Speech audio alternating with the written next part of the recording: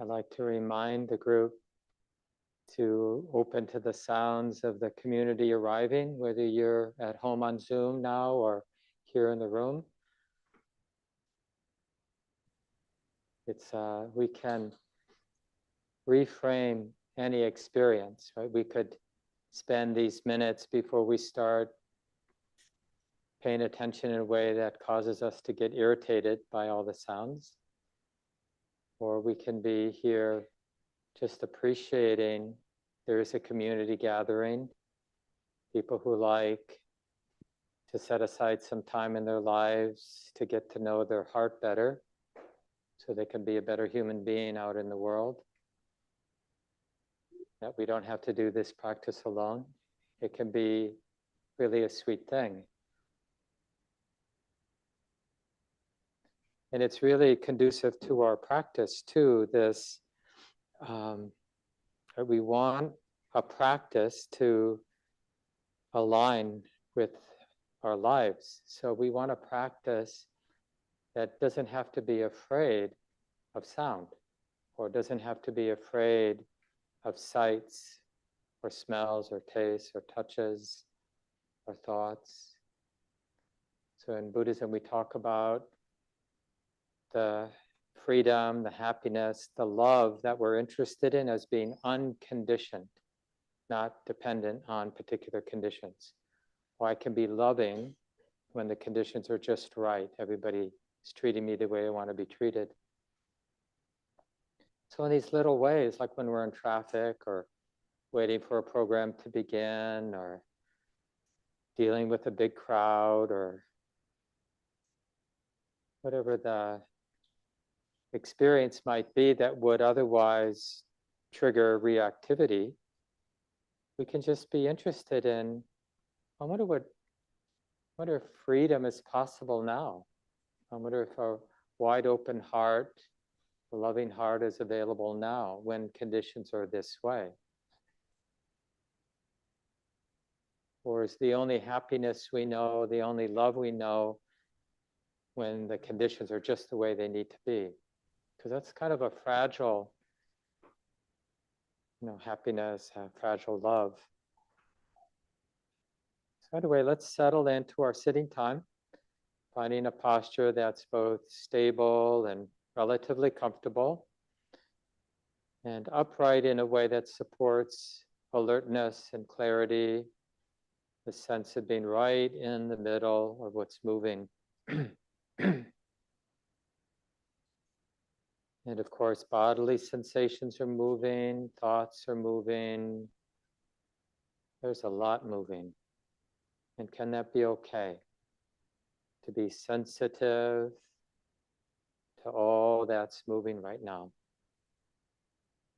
Sensitive, but not needing to manage it or fix it.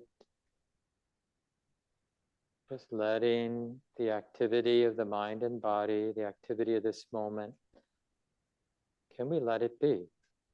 Allowing it to be.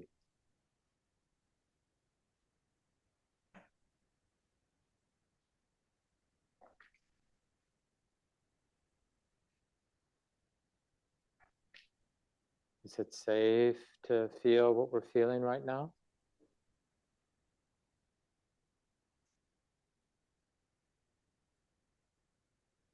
What can we do to find enough safety?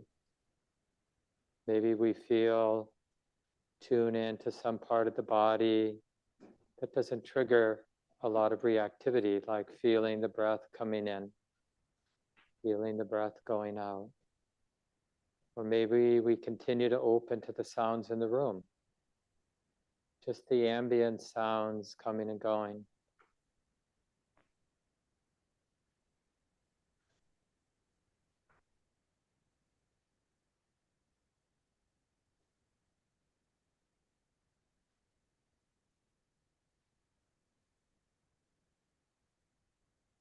And you might even notice a subtle, wholesome pleasure. It's the pleasure of not having to run, not having to hide, not having to fix. pleasure of just letting everything be.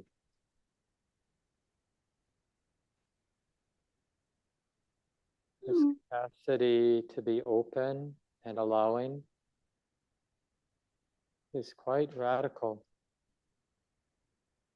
We generally identify with being somebody who has to do something, even when we're meditating. So be on the lookout for that attitude of being somebody who has to do something now. And instead, exploring what it is to just simply let things be. So we're sensitive. The heart is sensitive. It feels what it feels. So in the context of this sensitivity, can we allow trust, let things be?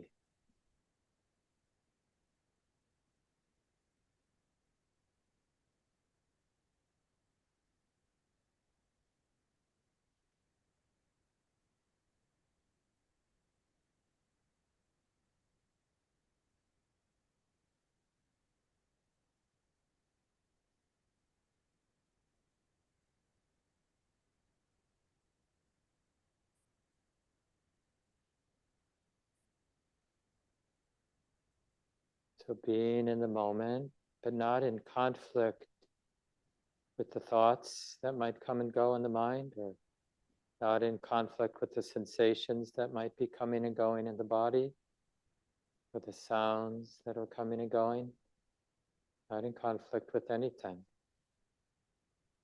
This is our practice. Open.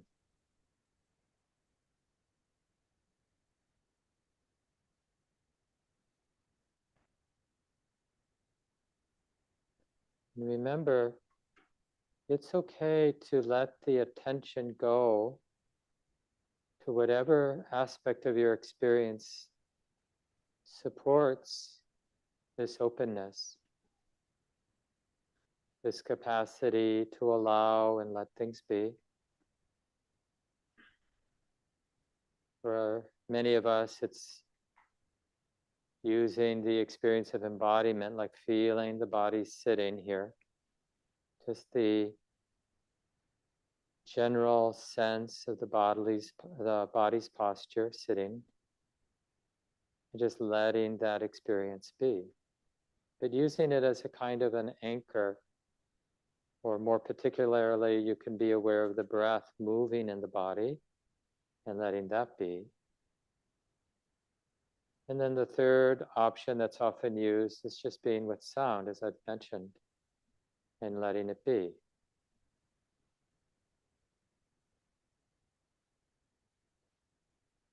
But even in the context of whatever anchor you might be using as a support to trusting and allowing and letting things be, of course, there will be other aspects, other experiences coming and going, like thoughts. And we can notice those when they're predominant. Oh yeah, thinking, can this be okay? That these thoughts are coming and going. Just thinking being numb.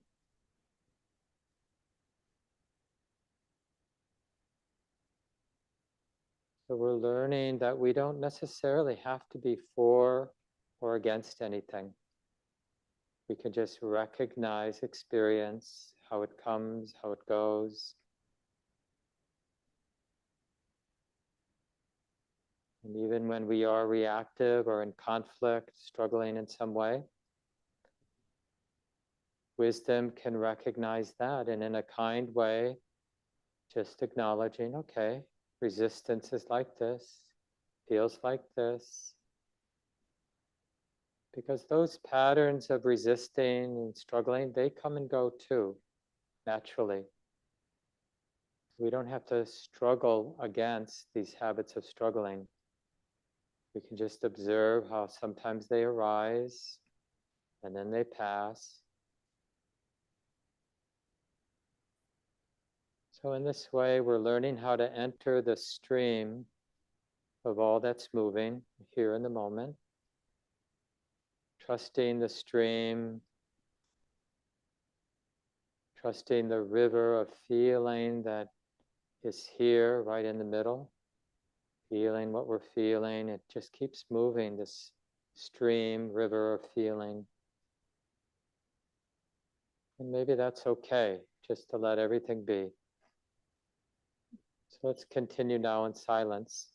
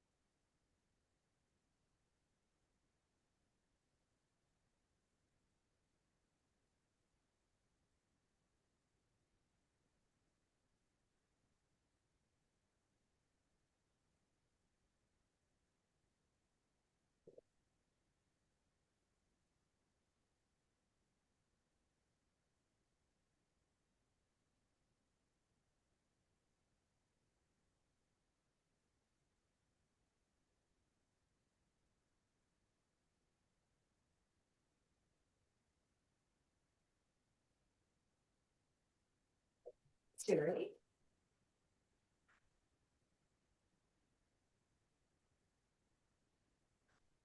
Hey Siri. Text Maria. Hey there, friend. How are you this morning? Are you feeling any better? I hope so. Hey Siri. Text Maria. Hey Siri. Text Maria. Send it.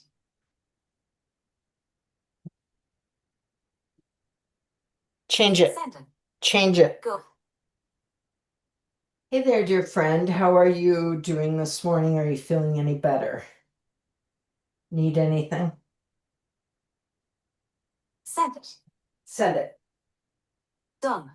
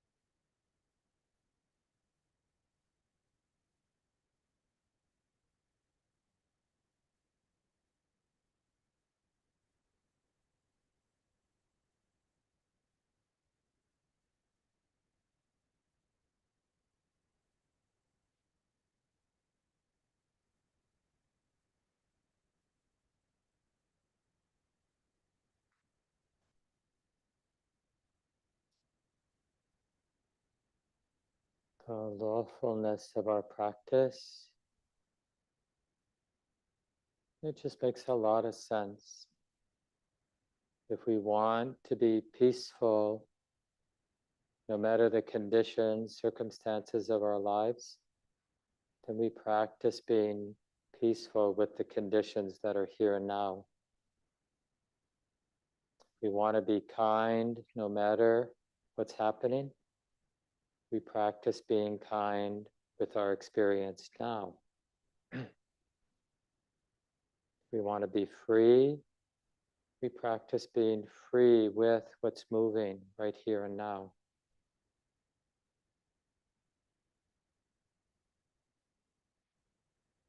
Practice is always about how the heart is relating to the conditions that are moving right now.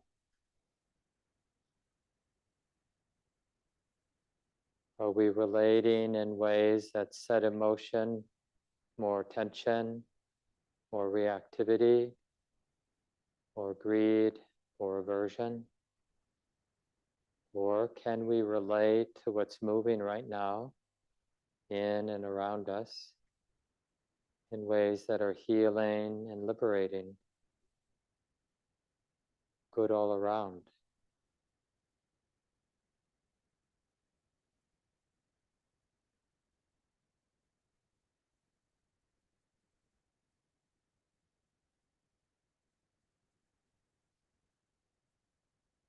Practice is about taking responsibility for how the heart is relating right now.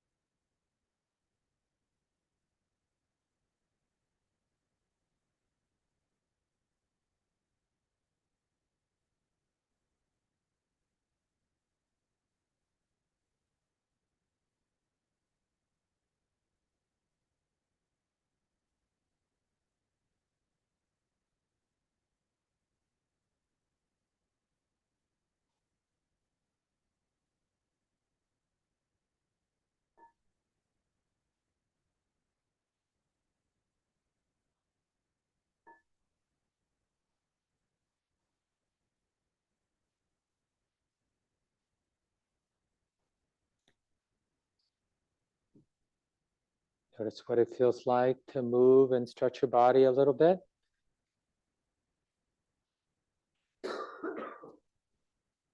So good to see everybody, and a big welcome for anybody who's here at the center for the first time, whether you're online or here in the room.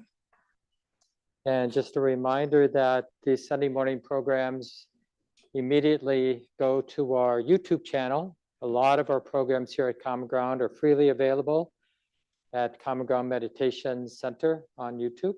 So just look there if you want to re-listen to something or find something you missed. And we also have the audio. You can find from our website the link to Dharma Seed, where we keep all of the audio recordings of our programs. So those are also available freely. So good to see everybody. And last week I began a series of talks, discussions on this really central teaching from the Buddha on the underlying or universal characteristics, the way it is.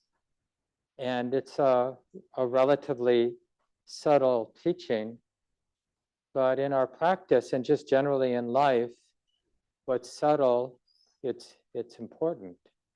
And it's dangerous, it's commonplace, of course, but it's useful, I think, to understand that it's dangerous when we are living just on the surface in a superficial way, in a distracted way, a disconnected way. It's dangerous. We can be planting seeds for our own harm and the harm of others just because we're not really connected. So much of, what's moving in our world, and the suffering and the injustice and the mistreatment, arises because we're not that connected to what's going on. It's almost like how beneficial it would be if we could create a new habit where just a really non-intrusive but loving, wise voice would remind us in a very regular rhythm what else is here but not being seen. What else is moving in my body, in the moment, in me, around me? What else is here but isn't being clearly acknowledged? What am I not seeing? What's the heart not understanding? So you could call that humility, but it's really essential. Like, we have to find ways, and it's not easy because we're busy and there's a lot of stresses and we're juggling too many things. And so there are a lot of reasons why we live on the surface of our lives, why we don't really, it's a privilege actually to be able to be somewhat reflective, interested in what's subtle. That's why so many people these last 30 years have made a place like Common Ground, and it's not the only place in the cities, but exists because it's a place that is, and the teachings here and the programs here, they support people developing the skill, the qualities of mind that allow the heart to attune to what's subtle, to see what we're not seeing. It's truly one of the most, maybe the most, but depending, but for me, one of the most astounding things about our lives here on this planet together is that we have what we call a mind or a heart, but we haven't had the time to get interested in it. I mean, even those people who have PhDs in psychology, they may know a lot about the mind in an objective sense, like theoretically, but not necessarily their own heart, like the experience of having a mind. Like right now, we all have a mind, operating mind. It would be hard to get here without one, right? We have a mind, a heart, sensitive heart, thinking mind, knowing mind. And we can actually pay attention to that. We can be interested. That's what being in the present moment, because the present moment is a moment of the mind knowing this. That's what the present moment is. That's how we get to know the mind, the heart, right? Chitta, same word, mind, heart. That which knows, that which feels, that which thinks. Right? Gives us a sense of why the subtle is significant. And I mentioned last week, for those who weren't here, just to break it down in a relatively simple way, what we take this reality, this moment to be, is generally our cognitive interpretation or conceptual overlay. Like, I'm at Common Ground, it's Sunday morning, I'm feeling like this. But that idea, that happens, and that's one aspect of reality. And generally, we get lost in that cognitive interpretation of what's going on, of who I am, what's happening to me. So live mostly in being identified with and lost in thought. And then periodically, we'll have moments of noticing just the more simple, direct contact, like seeing a sight, hearing a sound, feeling a touch, smelling a smell, tasting a taste, noticing, thinking. Not so much getting lost in the content of the thought, but thinking as a present moment phenomena. Like that doesn't even occur to us, which is amazing. Like, what is a thought? Not what's this particular thought, what's the content of this particular thought, but what is that mental phenomena of a thought, or that mental phenomena of an emotion moving, a feeling? What is that as a phenomena? Because it's important, as you can probably guess, right? It's the building blocks of reality, these aspects that we haven't been interested in.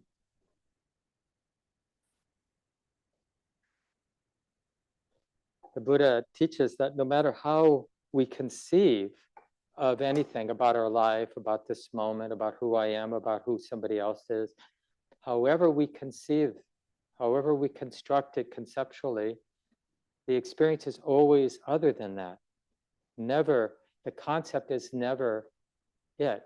So to be using thought skillfully, thinking, wise thinking, skillful thinking points the mind back toward the present moment, towards letting things like reveal themselves. So when we're cultivating the stability of present moment awareness, we're letting the activity of the mind, the activity of the body, the activity of whatever is moving, just reveal itself, present itself in the space of a sensitive heart, a knowing mind. Oh, it's like this. So we're not trying to understand even, we're just cultivating that quality of receptivity. And you can, hopefully you can sense how much relaxation and safety and trust that requires. Like just now, not theoretically, but we can do it now, like just to be in that receptive space. So if we're trying to understand what Mark is saying, then instead of doubling down, identifying with that impulse, I really should get this, there can be that more open, receptive, noticing that part of the mind that really wants to understand. Because that receptive openness being present, it's really, it's not trying to make something happen. It's not trying to get somewhere. We're not trying to become somebody or even be somebody. We're not trying to not be somebody either. It's like real hands off in a sense, like relating, being in the present moment, but hands off. And you see, all of the deeper teachings are right there. You know, I've been, like I mentioned, starting some talks on the three characteristics, the truth that when we pay attention, things are changing, they can't satisfy this egoic sense of me, and that it's impersonal, right? That just is, this is what gets revealed as we pay attention. So, you know, when we're in that more receptive place, this is what starts to get illuminated, just how there aren't really things like me and you and this room and Minneapolis, and there's just movements. Thinking moves and emotions move and sensation moves, and even visual experience, which we don't think of as a movement, is always a flow. Hearing is a flow, a movement. And the only reason things feel more solid than that is because we're lost in our thoughts about things. Because concepts create the illusion of solidity and permanence. You know, when we have a word like Minneapolis, then but what about the word, you know, that idea, Minneapolis as a thing? You know, it's just activity. Whatever we mean by Minneapolis, it's just activity. It's not a fixed thing. And then when you cross the Franklin Bridge, then it's St. Paul. Well, maybe it's still Minneapolis, but soon it will be St. Paul. If you cross the Lake Street Bridge, you know, then it's St. Paul. But that's just, you know, but the concepts make things more solid. But when we're in the more specific characteristics of seeing a sight and hearing a sound and feeling a sensation, that's much more alive with change. And if we relax there, have you done this with even watching a little stream? You know, you can just have the idea, oh yeah, I'm sitting by the stream and it's a nice day and I should come here more often. You know, but if you instead just notice the movement of the water, and you're not trying to notice the little aspects of the movement, but just relaxing the gaze, the visual gaze in a sense. And so what you're actually paying attention to is not the stream, but the unfixed movement of the stream. It's like a different experience. You know, you could be looking at the clouds and trying to figure out, well, what does that cloud look like? Or you could just be aware that it's all in motion. Same thing with sound. You know, we could be trying to pick out the different sounds. Well, that's the sound of a car. That's the sound of the furnace blower. Or you could just be in the movement, the changing nature of sound, the flow of it. This is very helpful when we're sitting and just generally in life when we're aware of bodily pain, which is such a common thing for us human beings, right? There's a lot of unpleasantness that just comes with the territory of having a body. And if I turn that into a concept, you know, oh, my pain in my knee or my pain in my hip or whatever it might be, then it's really very quickly can become unworkable, too much. The combination of the sensations and the idea. But if we just stay at the level of sensation and notice the changing nature of the throbbing or the twisting or the burning or the aching or whatever the particular qualities of those sensations are. But what we're aware of, what we're tuning into is this more subtle truth that's right there, that whatever it is, it's a flow. All of a sudden, what is painful becomes more workable. Doesn't mean it's not painful. It just means the heart is learning how to be with these kind of sensations when it sees the fuller truth of what we mean by painful sensations.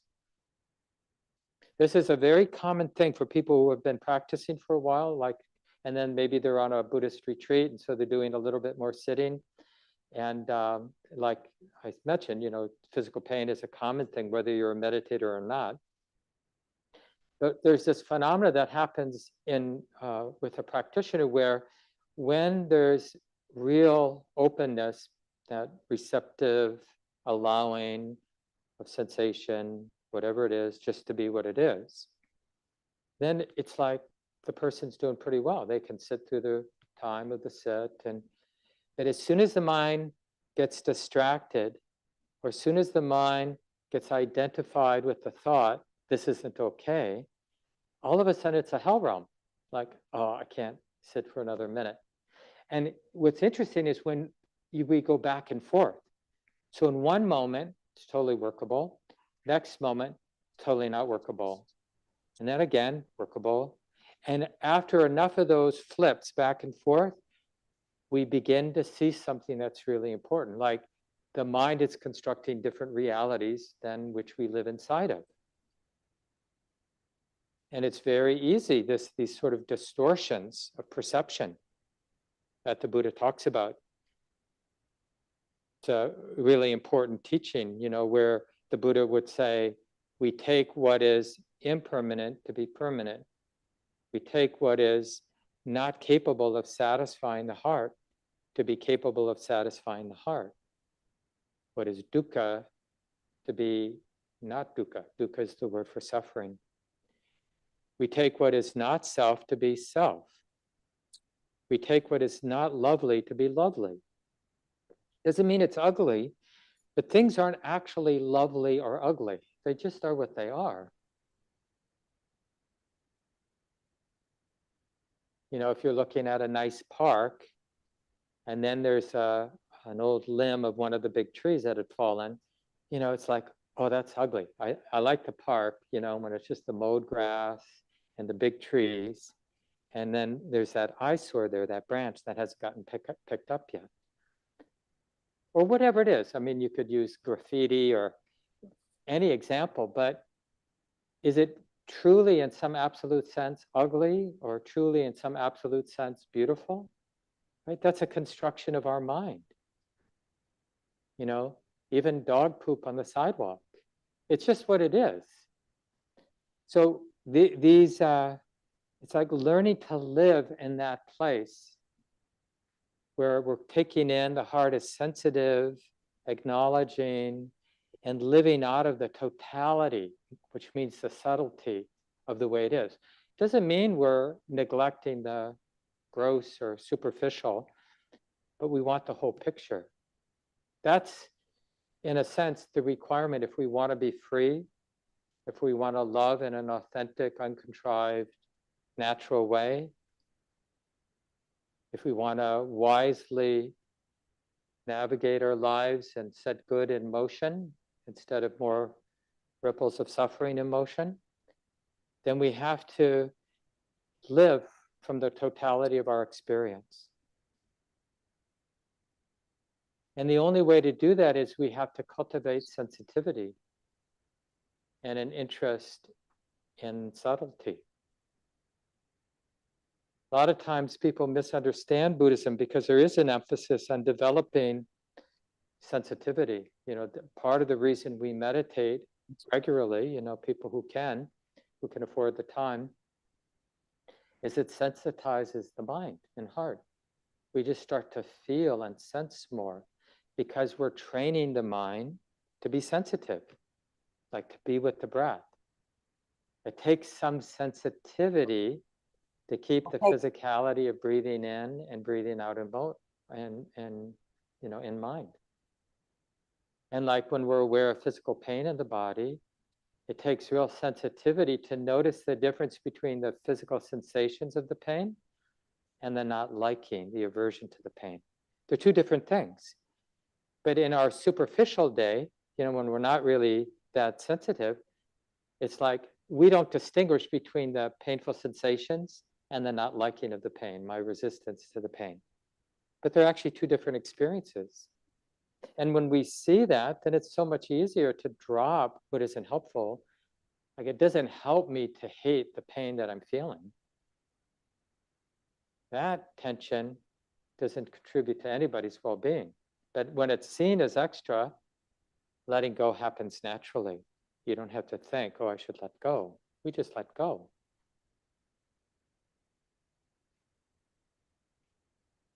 So what can we do in our lives to cultivate that kind of sensitivity? You know, it's like, think about one day, and in one day, how many little choices are we making in terms of where our attention goes, what we pay attention to, what we choose not to pay attention to? I mean, the obvious thing is around our digital devices. You know, like I could just take the 10 seconds I have or the 30 seconds I have and just be in that more open space with the present moment where it's more possible to sense what normally doesn't get sensed right here, the totality of the experience, a more full comprehension of what's moving here. Or I could pick up my phone and check this or that. This coming Saturday, Gabe Keller-Flores, one of our longtime teachers, and Shelley Graff, the other guiding teacher, will be leading a workshop on relating wisely to technology. And then there's a 1 week long media fast that I'll lead that starts on a week from today. So things coming up if you are interested in that. But just think about all the little choices in one day and imagine if we comprehended, wisdom was right there with each little choice, with that valuing, like I really value calm in the service of being more awake, more sensitive. I really value stability of present moment awareness. So let that value inform all these little choices. You know, like when we just pause, as opposed to fill up space in all the little and big ways we fill up space. Just pause, just return to the present moment. cultivating a relationship with the present moment. In other words, cultivating a relationship with what we normally miss in the present moment, like how the mind is relating right now. That would be another way to sort of support this intention to be more sensitive. Imagine that through the day, we just remembered to be curious. How's the mind relating now? So what's the mind knowing and how's the mind relating? Is it relating with greed? Am I sort of leaning forward, trying to make something happen? Is it relating with aversion? No. Get away from me. I don't like this. I'm turning away. I'm closing down. Right? How is the mind relating? Is it relating with kindness? With a real pure curiosity? Like, wow, what's this? Can I feel this? What happens when I open, when I allow, when I let this move? What does that set in motion? And no, we don't. Sometimes people refer to these values of calm in the support of seeing what is more subtle as going against the stream, right? Because culturally, there's a lot of emphasis on living in ways that are rushed and superficial. And it kind of supports the economy, because consumerism depends on greed. and we'll just sort of act out those sort of grosser tendencies unless we have that more subtle connection with the moment and we see how that's not really delivering the happiness that it seems to promise, getting the next thing, having more. And even just that addiction to intensity. This is good, but if it was a little bit more spicy, it'd be better. If it was a little louder, a little brighter, a little bit more intense. And we start losing appreciation for and a taste for what's subtle and simple and available. So it really leads into sort of the way our economy works, which depends. I mean, our livelihoods, all of us to some degree depend on, even here, it's like, you all should take up Buddhist meditation practice, right? It's like, this will save you. And on and on. And not only that, you should go do a retreat and then you should do this. And then, so everything becomes part of that, adding on, having more, doing more. So fortunately, hopefully, here at a place like Common Ground, and it's not the only place, of course, there's a real encouragement to go to zero, to put things down. I've been mentioning recently, I heard a talk from one of my teachers, Joseph Goldstein, and he was referring to a book that he couldn't really understand because it was about mathematics, but he really loved the title. And I think it was the Nothing That Is. Maybe there's a mathematician in the room and it's read the book, but the Nothing That Is. And this is like to really connect with what's subtle, we have to be willing to put everything down. That's what we mean by a moment of mindful awareness, whether we're sitting or just out living our lives. A moment of real mindfulness, mindful awareness, means being zero, right? Because we're in that receptive space. We're not somebody trying to connect with the present moment. Because that whole concept of me trying to connect with the present moment gets in the way of being receptive. Like notice right now that your heart, your mind, it's already, the sensitivity, the awareness is already there, right? You see, is anybody doing that? No, it's just part of the nature of our mind. So the practice is a lot about getting out of the way. But we don't know that, we only know how to be a doer doing something, right? Because that's what's been reinforced so much. So we have to understand it's frustrating. It takes practice. We need support. That's why we often do this practice in community, because it helps to have people who encourage us not to give up. Because there we do, we said, and we look like a Buddhist doing meditation practice, but actually we're just somebody doing stuff. We're finally able to think about all those things we've been too busy to think about. And we plan this and we unpack this interaction we had with a person, and we speculate and go to unresolved pain. And it's not like that thinking, that mental processing is bad. There's nothing inherently bad about mental processing, right? And that's, often what happens when we have a good relationship with a therapist or a good friend and we unpack things, or some of you might journal, or some of you just take a walk by yourself and process what needs to be processed. We need space for that aspect of life to process with thought. But that's not what we're doing in our practice. I mean, it will arise there for sure, right? But what we're doing is something more subtle.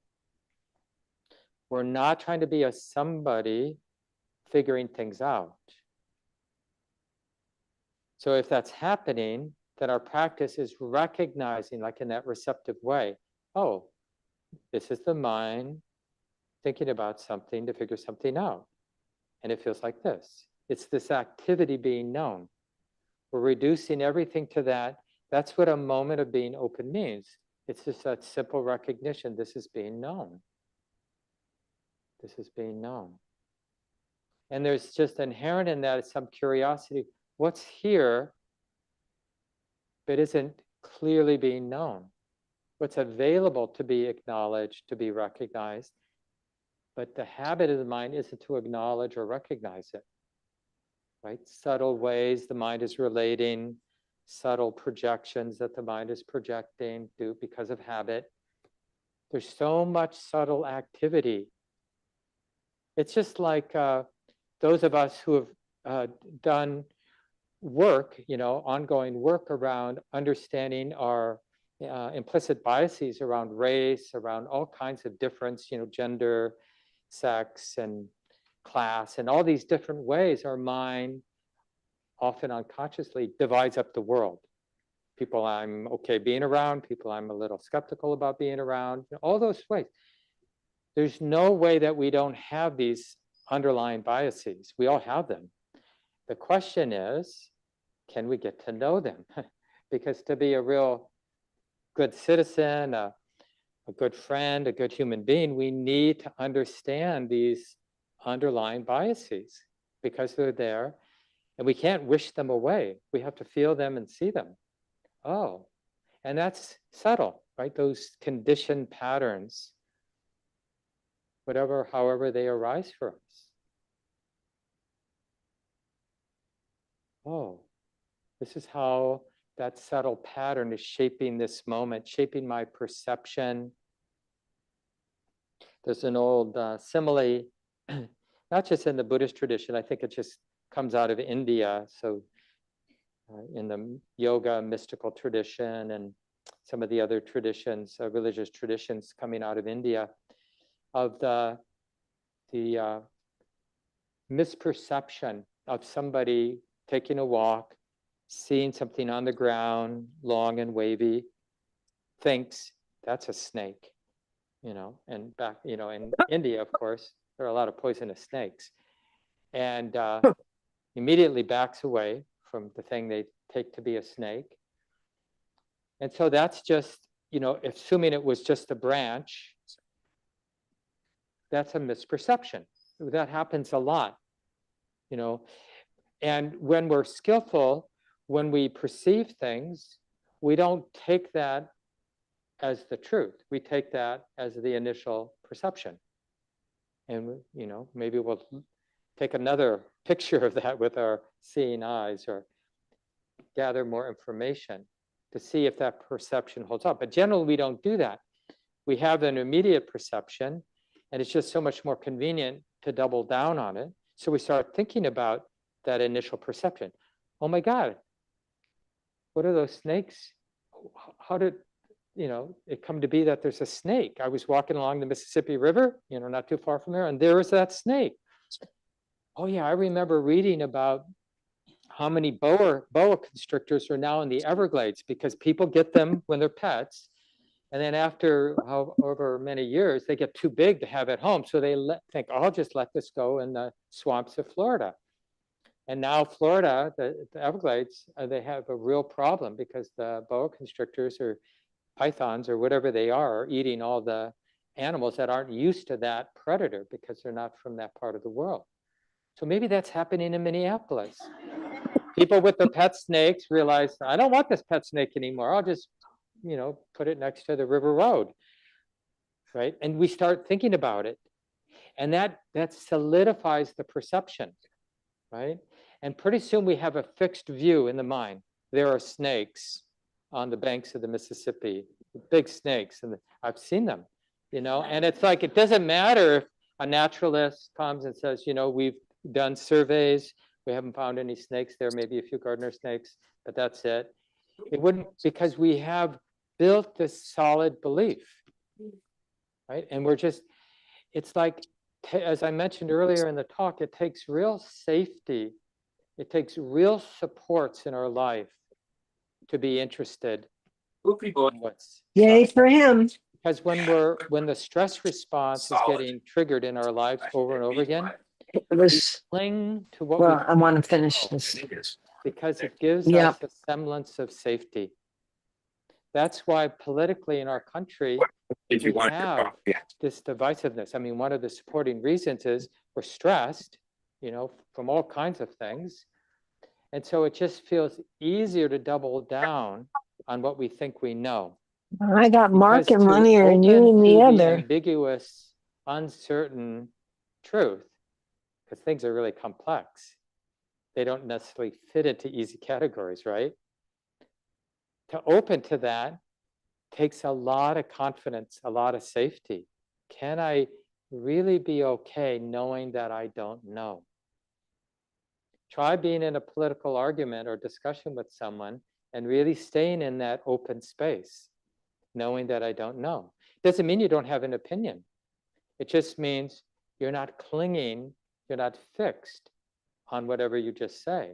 So you could change on a dime. People may not like that. Wait, you just said, yeah, but then I heard this person and I liked what they said. So now this is what I'm holding. I'm working with this right now, but I'm not clinging to it. And I always think of this as like, as we understand this more and more, and as we get more comfortable with less and less fixedness in our life, more and more ambiguity, softness, it's like as we move through everything, our relationship with our partner, our relationship to our four-legged friend, the pet, our engagement in the wider world, at our job sites, in activism, whatever it is we do, it's like we don't do it with certainty, we feel our way through. We say something and then we feel, we sense, and that informs the next thing we do or don't do. We don't imagine that we have a plan, except maybe the plan to my plan is to be there when I'm there, to feel, to sense, and I trust that I can feel my way through. I can find my way through, because not that we'll have perfect sense about what to say or not say, what to do or not do, but we can begin to, that intention to not want to cause harm really lends itself to, well, let me really be there. Let me feel into this. Let me sense what's here. How can I set good in motion, right? Sometimes all we have is our intention, but our intention can cause a lot of harm unless that is combined with sensitivity. I mean, a lot of terrible stuff have happened, even though people had supposedly really good intentions, but they weren't really connected in a deep, subtle way with all that's moving. We can do really terrible things, even though it wasn't our intention to do terrible things. We just weren't connected.